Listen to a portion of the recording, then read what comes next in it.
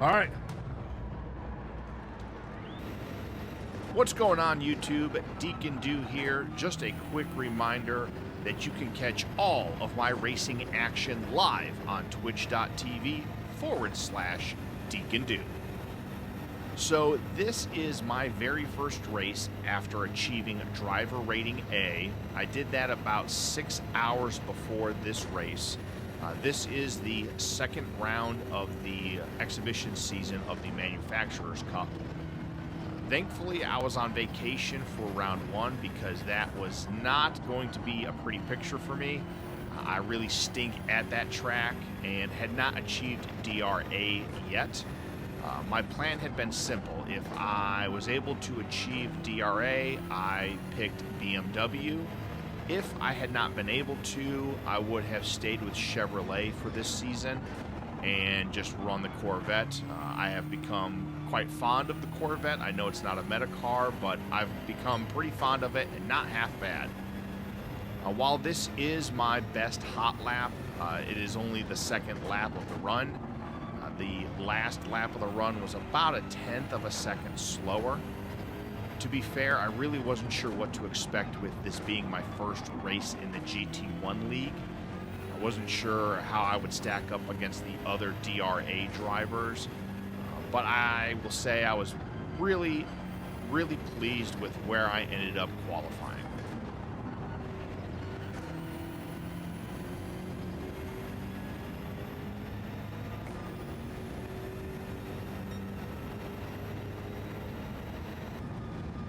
There's no way I hold that.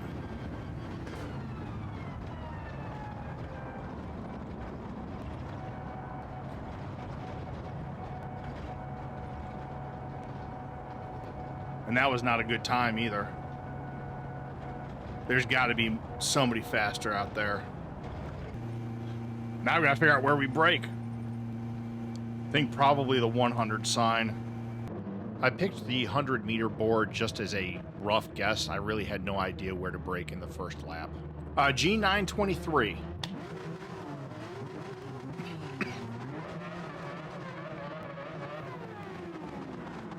I haven't upgraded to a direct drive wheel just yet. It may happen this year. We'll see how things go with the stream and everything. But yeah, we're on a G923, which I really do like.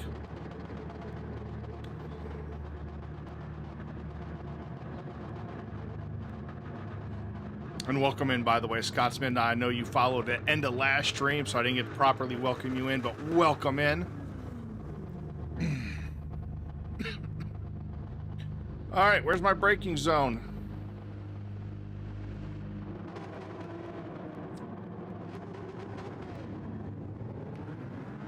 Hell if I know.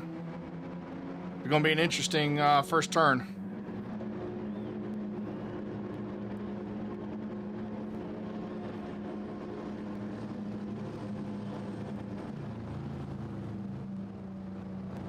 I want to say it's right around the 100 mark.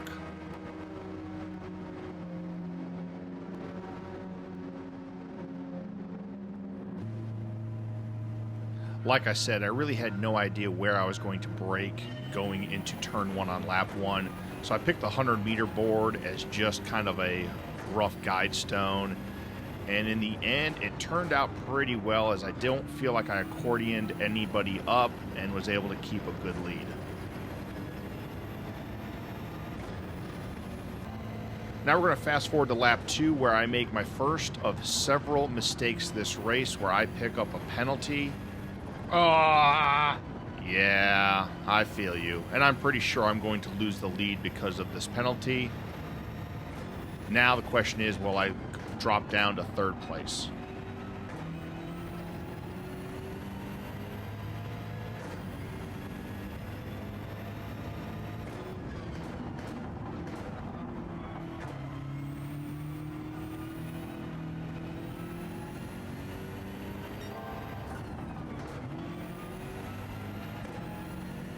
I can catch them. We do indeed lose first place, but are able to hold on to second, at least for a little bit, until the start of the next lap, we lose second place to a strong move on the inside, but we're not ready to give up hope just yet. We feel that we know that we're faster than the man in front of us and that we can catch him at some point this lap. However, what I was not planning to do was to catch him this quick and to attempt to make a move going into the inner loop.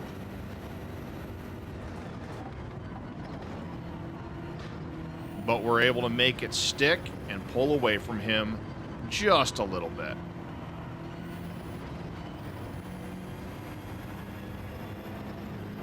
Man, 100th of a second between me and the best lap. So at this point, I'm feeling pretty good about myself. I'm hanging within about a second of the driver ahead of me. We're pulling away from the guys behind us. And then, well, a devastating disaster happens. That might be another penalty. That definitely is. No, and I got damaged. That's my race. Dang it. I'm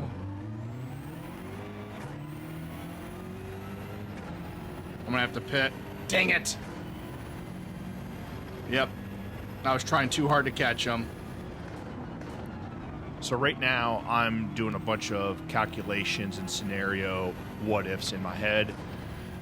I decide I just need to limp this to pit road, not lose too many more spots, and see if I can fix the damage while I'm in there. I'm still debating whether I want to get 4 brand new tires or not to see if maybe I can just burn rubber the last few laps and make up some of these spots. Worst case, I use this as a learning experience and go into the next time slot with a little bit of confidence because of the pole position, but also with some race experience at this level.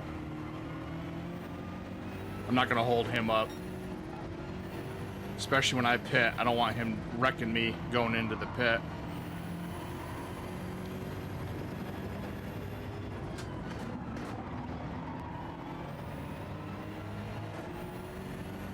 Dang it. All right. Shoot. That's all right. We'll just do what we can. Since we're in here, we're going to get tires and see what we can do.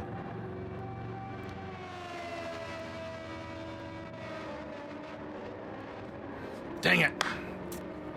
That's all right. We got 2 more opportunities at this bad boy.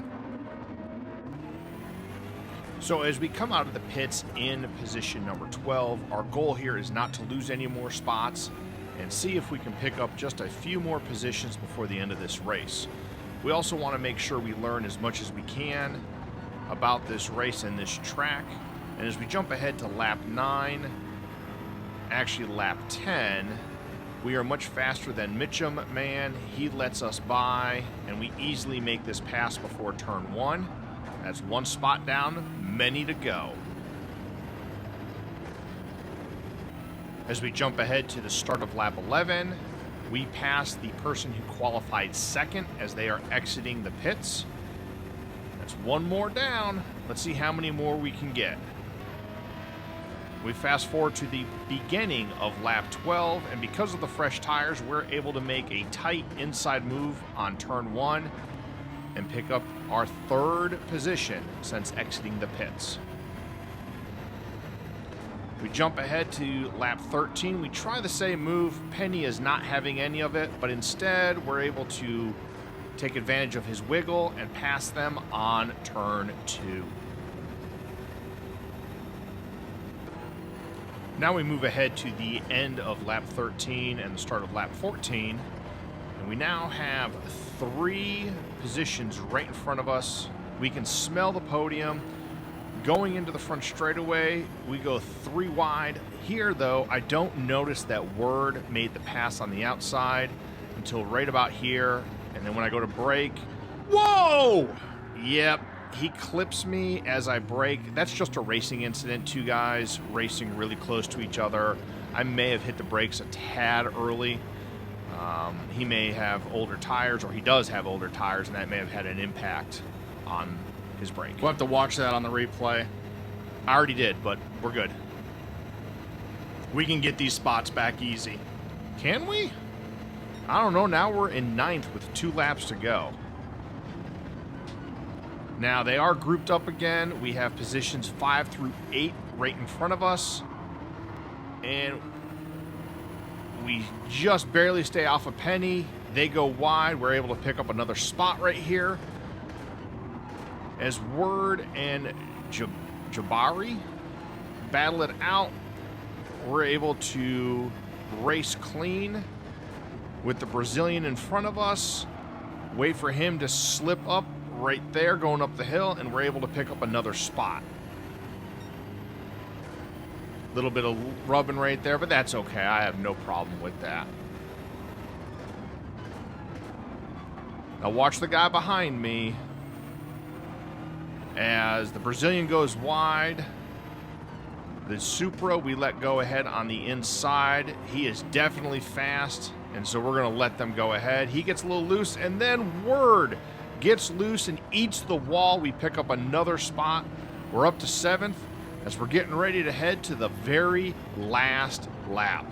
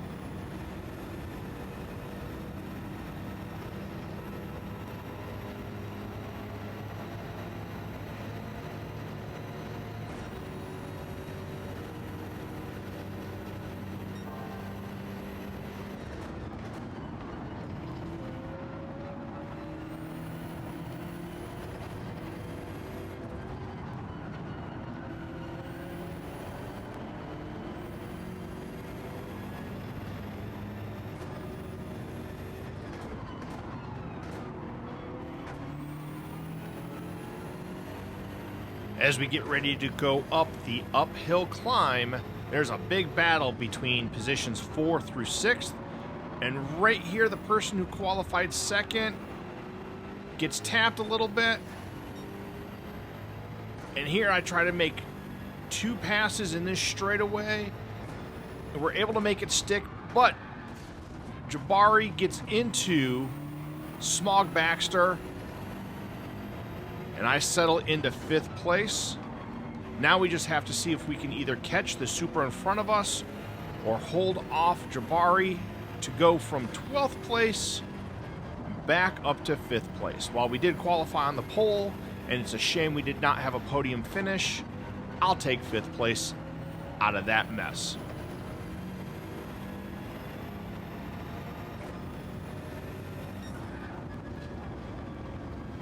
Man, I let one get away from me. It should have been a podium. Should have been a podium. Our very next race, we qualified on the pole again, and it was a very uneventful race as we let the AMG pass us early, and we settled in for a pretty clean run minus 1 small penalty. All right, I'll take that. That's a 2nd place. We qualified 1st. We finished 2nd. We gave up the lead on the 1st lap. That's a lot of points, though. That's more points than we had.